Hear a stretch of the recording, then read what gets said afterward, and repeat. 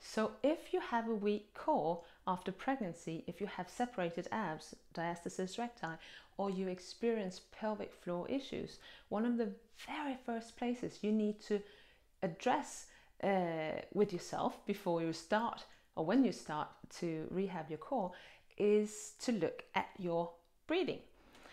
So, and that is because it's connected to this whole core activation thing that I told you about earlier. But if you don't have your breathing correct to start with, then it's going to be super difficult to do the correct core activation. And when we introduce some of the other, normal training for your whole body or for your abs specifically, it's just not going to function if you don't breathe correctly. So, a little bit of background on the specifics of breathing as well. After pregnancy, many ladies experience again compensating strategies with the breathing, because first of all, because the core has been weak, and also because for many ladies who have carried the pregnancy quite high, or have twins or triplets in their bellies when they're pregnant, obviously that kind of takes up a lot of space also to the top of the core, and that is where the breathing muscle is here. So to take Maria with the triplets as a good example, when I assessed her to start with, one of the first things I noticed was that her breathing was actually reversed, or what I call a reversed breathing strategy. And that was something that it was the most important thing, and we started with that, with just breathing exercises. But one of the reasons why her breathing was impaired like that was because the triplets had been really high up here, and her breathing muscle, that is sitting up here, couldn't really move all the way down as it usually can. When you take a deep breath, your breathing muscle goes down and then up again when you exhale, and they couldn't because the triplets were there. So for many months she couldn't take a deep breath basically, and that means that she gets out of breath when she does stuff, but it also means that her pelvic floor wasn't, and her abs wasn't stimulated as a deep breath does, so it actually has bigger risk to be weaker. And she compensated with using other muscles in trying to get this breath in actually. So that was a reason why she had issues with her breathing.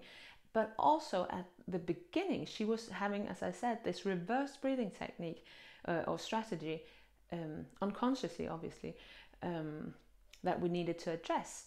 And if you just think of the breath as the inhale, you need to expand everything a little bit, and on the exhale, you compress a little bit. That's a normal breath. It can be in the rib cage or in the abdomen.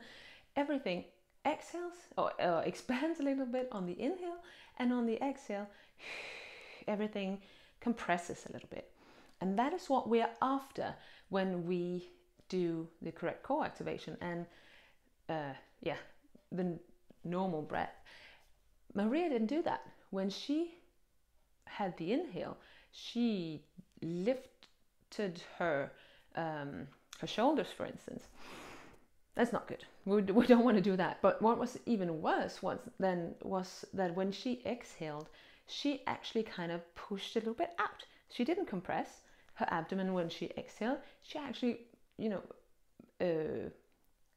braced a little bit and pushed a little bit out. So her abdomen actually got a little bit larger when she was supposed to sort of have her belly towards her spine on the exhale. And that was the very first thing that we needed to address for some specific exercises to get this sort of breathing in the right way. So when she had her inhale, expansion, compression. Sometimes that is actually one of the more difficult things to sort of get a hang of and reverse, because this reversed breathing technique can actually have been building up over years. So this is a habit that you really want to address if you find that this is applies to you.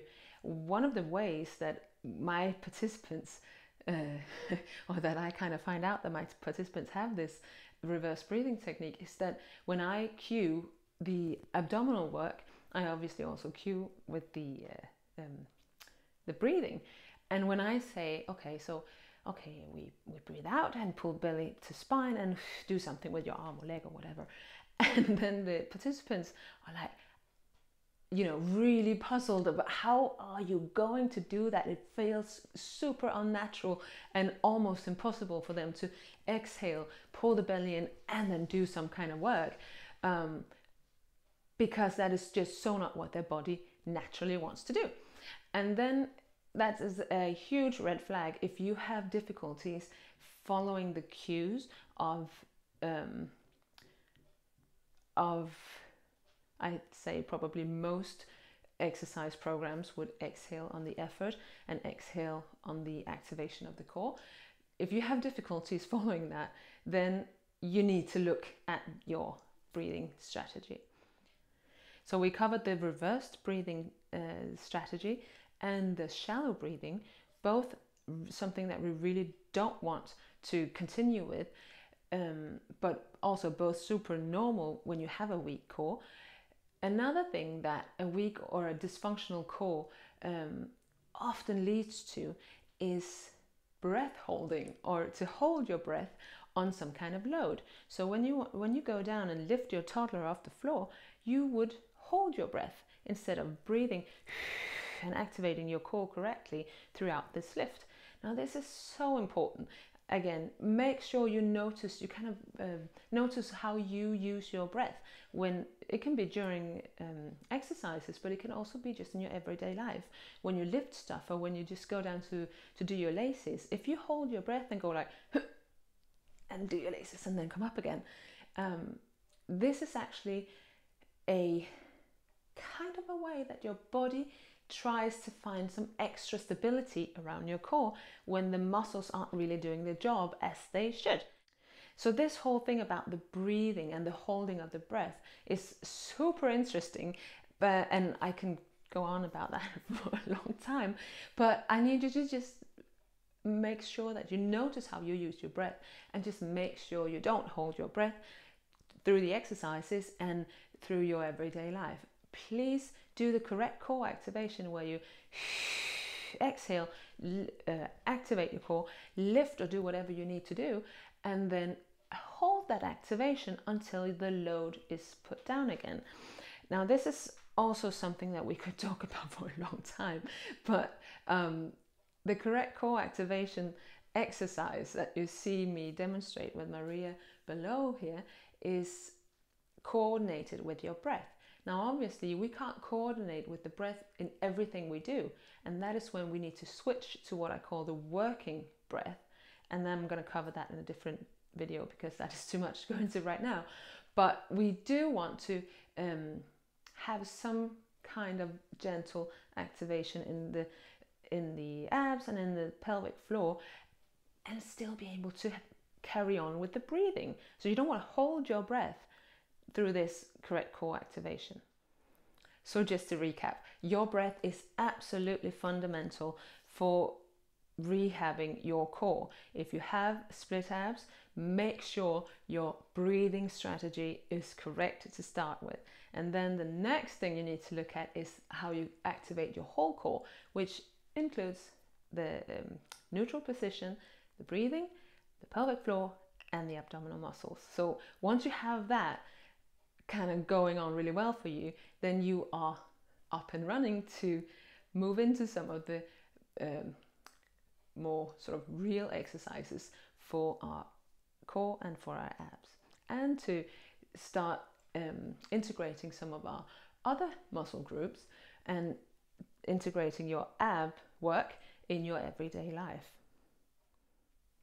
If you want more tips and tricks on how to get a strong core and a flat belly again after you have had children, please sign up below. You can also get updates on the English version of my online ab program for moms, which is in the making.